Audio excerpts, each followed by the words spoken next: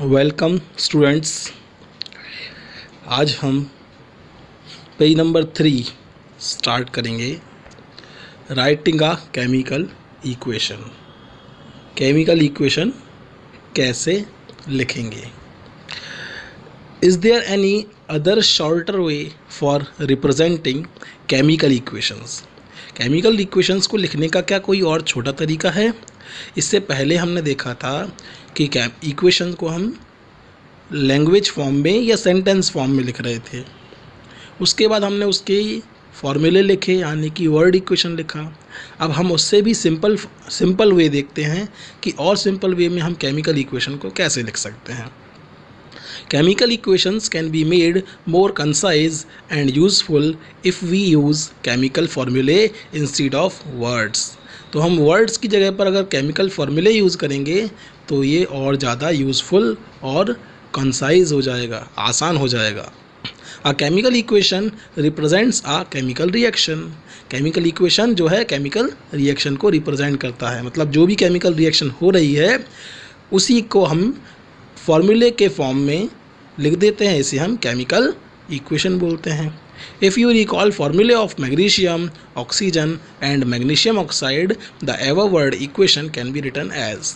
तो इससे पहले के पेज पर हमने देखा था कि हमको एक इक्वेशन गिवन था, जिसे हमने वर्ड इक्वेशन बोला था। मैग्नीशियम प्लस ऑक्सीजन एरो करके मैग्नीशियम ऑक्साइड था। अगर हमको इन सब के फॉर्मूले पता हैं तो हम आसानी से इसका केमिकल इक्वेशन लिख सकते हैं। जैसे मैग्नीशियम का जो एटॉमिक सिंबल है वो Mg है। ऑक्सीजन का एटॉमिक सिंबल O होता है, लेकिन ये डाई एटॉमिक होता है, इसलिए नीचे 2 लगा है, O2 है ना, मॉलिक्यूलर फॉर्म में मिलता है O2। इसके बाद मैग्नीशियम ऑक्साइड का फॉर्मूला MgO होता है। हमने ये फॉर्मूले बनाना सीखे थे क्लास 9th में। एक बार फिर से रिपीट कर सकते हैं, मैग्नीशियम ऑक्साइड का फॉर्मूला कैसे बनाएंगे। हमको पता है मैग्नीशियम का जो सिंबल है वो Mg है, ऑक्सीजन का सिंबल जो है वो O है, मैग्नीशियम की जो वैलेंसी है वो +2 है, ऑक्सीजन की वैलेंसी जो है वो -2 है। तो यहाँ पर 2 से 2 कैंसिल हो जाएंगे, 1 आ जाएगा। तो मैग्नीशियम के कितने एटम चाहिए हमको? 1। ऑक्सीजन के कितने एटम चाहिए है? 1। तो हम मैग्नीशियम को पहले, ऑक्सीजन को बाद में लिख देते हैं। ये हमारा इक्वेशन या फॉर्मूला बन गया है ना। तो इस तरह से हम फॉर्मूला बना सकते हैं। Count and compare the number of atoms of each elements on the LHS and RHS of the arrow. ये जो एरो है इसके लेफ़्ट साइड में और राइट साइड में देखते हैं हम कि क्या जितने भी एटम्स हैं उन सभी के नंबर ऑफ एटम्स बराबर हैं क्या। Is the number of atoms of each element the same on both the side? अगर दोनों साइड बराबर हैं तो ठीक है। If not then the equation is unbalanced because the mass is not the same on both the sides of the equation. अगर दोनों side number of atoms हर एलिमेंट के बराबर नहीं हैं तो ये इक्वेशन क्या होगा? अनबैलेंस्ड इक्वेशन होगा। तो इसको हमको फिर बैलेंस करना पड़ेगा। Such a chemical equation is a skeletal chemical equation for reaction. तो वो केमिकल इक्वेशन जो कि अनबैलेंस्ड हो उसे स्केलेटल केमिकल इक्वेशन बोलते हैं। Equation 1.2 is a skeletal chemical equation for the burning of magnesium in air. तो ये जो हमको इक्वेशन दिया हुआ है ये स्केलेटल है, क्योंकि अभी ये बैलेंस्ड नहीं है। अब हम इसको बैलेंस करना सीखते हैं। कैसे वर्ड इक्वेशन को या केमिकल इक्वेशन को बैलेंस करते हैं? बैलेंस्ड केमिकल इक्वेशंस को बैलेंस करना सीखते हैं। कैसे करेंगे? Recall the law of conservation of मास। हमने क्लास 9th में लॉ ऑफ कंजर्वेशन ऑफ मास पढ़ा था। क्या था law of conservation of mass? Mass neither be created nor be destroyed in a chemical reaction. ना तो मास क्रिएट होता है ना तो डिस्ट्रॉय होता है, ठीक है ना। जितना मास पहले रहता है रिएक्शन से पहले, उतना ही मास बाद में रहता है। है ना। तो ये हमने क्लास 9th में लॉ ऑफ कंजर्वेशन ऑफ मास पढ़ा था। तो ये जो केमिकल रिएक्शंस होती हैं ये law of conservation of mass को फुलफिल करती हैं। मतलब जितने एटम्स किसी एलिमेंट के रिएक्टेंट्स में हैं, लेफ्ट साइड में हैं, उतने ही एटम्स उस एलिमेंट के राइट साइड में यानी प्रोडक्ट्स में भी होना चाहिए। मास can neither be created nor destroyed in a chemical reaction. तो ये हमारा लॉ ऑफ कंजर्वेशन ऑफ मास हो गया। that is the total mass of the elements present in the products of a chemical reaction has to be equal to the total mass of the elements present in the reactants। तो जितना किसी element का जितना मास reactants में है उतना ही products में होना चाहिए। In other words the number of atoms of each elements remains the same. मतलब कि नंबर ऑफ एटम्स जो हैं बराबर होते हैं before and after a chemical reaction से पहले और बाद में। Hence we need to balance a skeletal chemical equation. अब हमको अगर law of conservation of mass को फॉलो करना है तो हमारा जो केमिकल इक्वेशन है उसको बैलेंस करना पड़ेगा। In the chemical equation 1.2 balanced, क्या बैलेंस्ड है केमिकल इक्वेशन? नहीं है, क्योंकि हमने देखा कि ये जो इक्वेशन है इसमें यहाँ पर रिएक्टेंट्स में ऑक्सीजन के 2 एटम हैं लेकिन प्रोडक्ट में ऑक्सीजन का एक ही एटम है, तो ये बैलेंस्ड नहीं है। तो हमको इसको क्या करना पड़ेगा? बैलेंस्ड करना पड़ेगा। तो let us learn how to balanced chemical equations step by step. कैसे केमिकल इक्वेशन को बैलेंस करते हैं ये सीखते हैं। चलिए, एक हमने इक्वेशन ले लिया, वर्ड इक्वेशन ले लिया, ये वाला zinc plus sulphuric acid arrow करके है, जिंक सल्फेट प्लस हाइड्रोजन। ये हमारा वर्ड इक्वेशन है क्योंकि ये वर्ड के फॉर्म में लिखा हुआ है। ठीक है, हमने इसको क्या किया? केमिकल इक्वेशन के फॉर्म में लिख दिया। जिंक का जो सिंबल है वो Zn होता है, सल्फ्यूरिक एसिड का फॉर्मूला H2SO4 होता है। अगर नहीं पता है तो हम इसका फॉर्मूला बना सकते हैं। कैसे बना सकते हैं? सल्फ्यूरिक एसिड है, हाइड्रोजन सल्फेट नाम है इसका, हाइड्रोजन सल्फेट। हाइड्रोजन का जो सिंबल है वो H होता है, सल्फेट का जो सिंबल है वो SO4 होता है क्योंकि ये पॉलीएटॉमिक आयन है। हाइड्रोजन की वैलेंसी +1 होती है और सल्फेट की वैलेंसी -2 होती है। तो हाइड्रोजन के कितने एटम चाहिए हमको? 2 चाहिए हैं। SO4 कितना चाहिए है? 1 चाहिए है। देखो, H2SO4 हाइड्रोजन के 2 हैं और सल्फेट के 1 हैं। ठीक है, चलिए राइट साइड में आते हैं। जिंक सल्फेट है, जिंक सल्फेट ZnSO4 है। हम चाहें तो उसका फॉर्मूला बनाना भी सीख सकते हैं। तो जिंक का जो सिंबल है Zn है, सल्फेट का SO4 है। जिंक की जो वैलेंसी है वो +2 होती है, सल्फेट की वैलेंसी -2 होती है। 2 से 2 कैंसिल हो जाएंगे, 1 1 आ जाएगा। तो जिंक के 1 एटम चाहिए है, सल्फेट का भी 1 एटम चाहिए है। तो हमका जिंक सल्फेट का फॉर्मूला बन जाएगा ZnSO4। फिर हाइड्रोजन जो है वो डाईएटॉमिक फॉर्म में होती है, H2 के फॉर्म में होती है। ठीक है, तो ये हमारा वर्ड इक्वेशन से केमिकल इक्वेशन बन गया। अब चेक करते हैं कि ये बैलेंस्ड है या नहीं है। अगर बैलेंस्ड नहीं है तो बैलेंस करना पड़ेगा। ठीक है, तो बैलेंस करने के लिए सबसे पहले हमें कोई एक टेबल बनाना पड़ती है। हम क्या करते हैं? हम देखते हैं कि इस रिएक्शन में कौन कौन से एलिमेंट्स हैं। तो हमने उस एलिमेंट्स की टेबल बना ली। जैसे हमारे पास जिंक है, इस रिएक्शन में हाइड्रोजन है, सल्फ़र है और ऑक्सीजन है। ये 4 एलिमेंट्स हमको रिएक्शन में दिखाई दे रहे हैं। फिर हमने कहा कि जो रिएक्टेंट्स हैं उसमें ये एलिमेंट्स कितनी क्वांटिटी में हैं। जैसे हमने देखा रिएक्टेंट्स में जिंक के एटम कितने हैं? 1 है, तो हमने यहाँ नोट कर दिया 1। हमने देखा हाइड्रोजन के कितने एटम्स हैं? हाइड्रोजन के 2 एटम्स हैं, हमने नोट कर दिया 2। सल्फ़र के कितने एटम्स हैं? सल्फ़र का 1 एटम है, 1 नोट कर दिया। ऑक्सीजन के कितने एटम हैं? ऑक्सीजन के 4 हैं, तो हमने ऑक्सीजन के 4 एटम्स यूज़ कर दिए यहाँ पर। तो हमने रिएक्टेंट्स में जो जो एटम्स ये चारों के चारों एलिमेंट्स के थे वो हमने नोट कर दिए हैं। अब हम चलते हैं प्रोडक्ट्स में। प्रोडक्ट्स में देखते हैं जिंक का कितना एटम है? 1 है, नोट कर दिया। सल्फ़र का 1 एटम है, नोट कर दिया।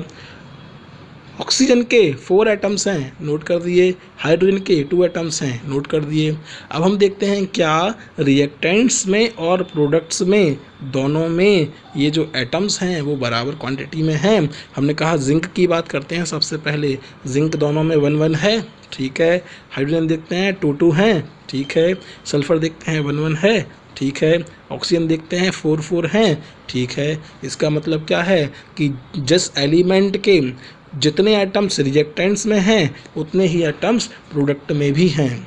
तो ये इक्वेशन जो है वो कैसा है, बैलेंस्ड है। मतलब इसको हमको बैलेंस करने की ज़रूरत नहीं पड़ेगी। ठीक है, आगे बढ़ते हैं। As the number of atoms of each element is the same on the both side the arrow, equation 1.3 is balanced chemical equation. मतलब कि लेफ्ट साइड में यानी रिएक्टेंट्स में, राइट साइड में यानी प्रोडक्ट्स में, दोनों साइड में एलिमेंट्स के एटम्स बराबर हैं। तो ये इक्वेशन जो है वो केमिकल बैलेंस्ड इक्वेशन है। चलिए एक और हम फॉर्मूला ले लेते हैं। फॉर्मूला है Fe + H2O, एरो करके है Fe3O4 + H2। Fe मतलब होता है आयरन, फेरस, है ना।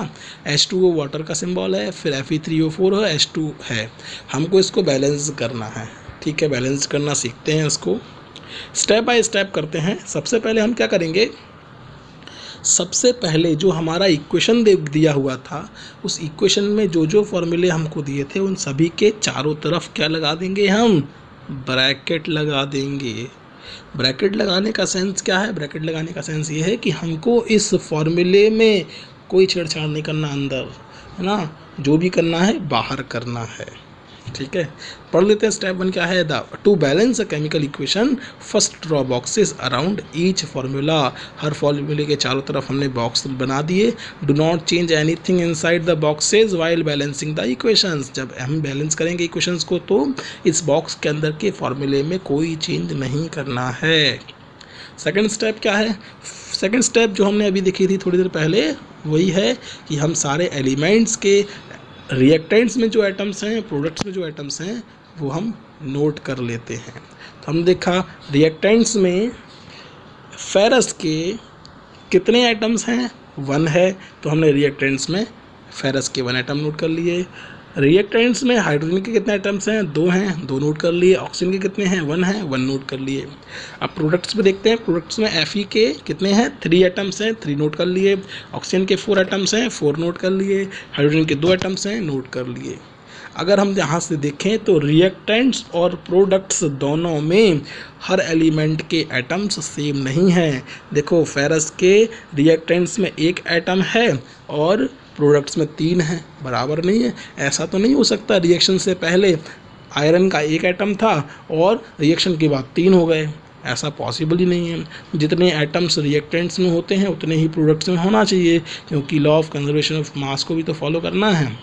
इसका मतलब है ये केमिकल इक्वेशन बैलेंस्ड नहीं है। तो इसको बैलेंस्ड करते हैं, मतलब रिएक्टेंट्स में प्रोडक्ट्स में सेम एटम्स बनाना है अपने को। तो अपन बैलेंस करना शुरू करते हैं। स्टेप 3 पढ़ते हैं। It is often convenient to start balancing with compound that contains the maximum number of atoms. तो सबसे पहले हम उस एटम को बैलेंस करते हैं जिसके सबसे ज़्यादा एटम्स हैं, जिस एलिमेंट के सबसे ज़्यादा एटम्स हैं उसको बैलेंस करेंगे सबसे पहले। तो हम देखते हैं रिएक्टेंट्स हों, प्रोडक्ट्स हों, कोई भी हों, तो सबसे बड़ा फार्मूला ले लो। सबसे बड़ा फार्मूला जो है हमारा वो है Fe3O4, क्योंकि इसमें सबसे ज़्यादा एटम्स हैं। टोटल कितने एटम्स हैं इसमें, 7 एटम्स हैं। फेरस के 3, ऑक्सीजन के 4, टोटल हो गए 7। इससे ज़्यादा एटम्स किसी फार्मूले में नहीं है। रिएक्टेंट्स और प्रोडक्ट्स दोनों में देख सकते हैं, ठीक है। अब क्या करेंगे हम, इसके बाद हम देखते हैं अगली स्टेप में कि इस फार्मूले में, इस बड़े वाले फार्मूले में सबसे ज़्यादा एटम्स किसके हैं। हमने कहा कि ये फार्मूला सबसे बड़ा है। अब इस फार्मूले के अंदर भी सबसे ज़्यादा एटम्स किसके हैं, तो वो हमने कहा किसके हैं सबसे ज़्यादा एटम्स, ऑक्सीजन के। ऑक्सीजन के हैं। चलो ऑक्सीजन को बैलेंस कर देते हैं। हमने देखा रिएक्टेंट्स में कितने ऑक्सीजन हैं, 1 ऑक्सीजन था रिएक्टेंट में, और प्रोडक्ट में कितने हैं, 4 हैं। कैसे बैलेंस करेंगे, हमने इस H2O के आगे 4 लगा दिया, है ना। फॉर्मूले में अंदर बॉक्स के अंदर कोई चेंज नहीं करना, बाहर कर सकते हैं। बाहर 4 लगा दिया तो क्या हो गया, ऑक्सीजन के कितने एटम हो गए, 4 एटम हो गए, है ना। तो ऑक्सीजन हमारा बैलेंस हो गया, यहाँ भी 4 और यहाँ भी 4, ठीक है। अब जो टेबल थी हम उसमें फिर से चेंजेस करते हैं।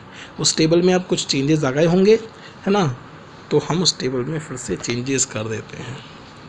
अब हम देखेंगे कि हमारी जो टेबल है इसमें क्या हुआ, ऑक्सीजन तो 4 हो गए हमारे रिएक्टेंट में, लेकिन हमारे रिएक्टेंट में 4 × 2 8 हाइड्रोजन के एटम्स भी हो गए, हाइड्रोजन के 8 एटम्स हो गए हैं, ठीक है। तो हम उस टेबल में चेंजेस कर देते हैं थोड़े से। तो हमारा जो ऑक्सीजन था रिएक्टेंट्स में वो तो 4 हो गया है, लेकिन रिएक्टेंट्स में हाइड्रोजन कितने हो गए हैं, 8 हो गए हैं। देखिए हमारा ऑक्सीजन तो बैलेंस्ड हो गया, अब फेरस और हाइड्रोजन इनको बैलेंस करना है ना। हाइड्रोजन पहले 2 था लेकिन अब 8 हो गया है। चलिए इनको बैलेंस करना सीखते हैं। अब इन दोनों में से किसी को भी उठा सकते हैं हम, चाहें तो किसी को भी। तो हमने फेरस को उठा लिया सबसे पहले। हमने यहाँ पर देखा कि लेफ़्ट साइड में फेरस का 1 एटम है और राइट साइड में फेरस के 3 एटम है ना। Fe के 3 नीचे लिखा है, फिर 3 लिखा है, मतलब 3 एटम है। तो हम क्या कर रहे हैं, लेफ़्ट साइड में इसके आगे 3 लगा दे रहे हैं। 3 लगा देंगे तो देखो लेफ़्ट में भी 3 Fe हो गए और राइट में भी 3 Fe हो गए, मतलब हमारा Fe भी बैलेंस हो जाएगा, है ना। ठीक है, तो हमने क्या किया, हमने Fe यहाँ पर 3 लगा दिए लेफ़्ट साइड में, तो ये 3 हो गए हैं। अब ऑक्सीजन में हमने यहाँ पर 4 कर ही लिए थे, इससे हाइड्रोजन में 8 हो गए थे। अब देखो बैलेंस क्या क्या करना बचा है, सिर्फ हाइड्रोजन को बैलेंस करना बचा है। लेफ़्ट साइड में 8 हैं, राइट साइड में 2 हैं। ठीक है, बैलेंस करते हैं। अब हमारा जो फॉर्मूला बना वो ये बन गया है, ये वाला। तो हमने देखा कि अब ऑक्सीजन को बैलेंस, हाइड्रोजन को बैलेंस करना, यहाँ पर 4 लगाया था तो 4 × 2 = 8 हाइड्रोजन के एटम्स हो गए लेफ्ट साइड में। राइट साइड में हाइड्रोजन के 2 ही एटम्स थे, हमने उसके आगे क्या लगा दिया, 4। तो 4 × 2 = 8 एटम्स हाइड्रोजन के यहाँ भी हो जाएंगे। अब हम अगर देखें लेफ़्ट साइड में और राइट साइड में, दोनों साइड में number of atoms of each elements are equal. दोनों साइड में नंबर ऑफ एटम्स हर एलिमेंट के बराबर हो गए हैं, मतलब जो हमारा इक्वेशन है वो बैलेंस हो गया है। तो इस तरह से हम केमिकल इक्वेशन को बैलेंस कर सकते हैं। अब इसके बाद नेक्स्ट स्टेप में क्या करते हैं, हम इनको जो स्टेट है इनकी वो भी मेंशन कर सकते हैं। जैसे हमारा फेरस था वो सॉलिड फॉर्म में था तो Fe के बाद ब्रैकेट में S लगा दिया। सॉलिड फॉर्म में हो तो S लगाएंगे, लिक्विड फॉर्म में हो तो L लगाएंगे, गैसियस फॉर्म में हो तो G लगाएंगे, है ना। या लिक्विड फॉर्म के लिए AQ का यूज़ भी करते हैं। AQ मतलब एक्वस होता है, पानी में बना हुआ सॉल्यूशन।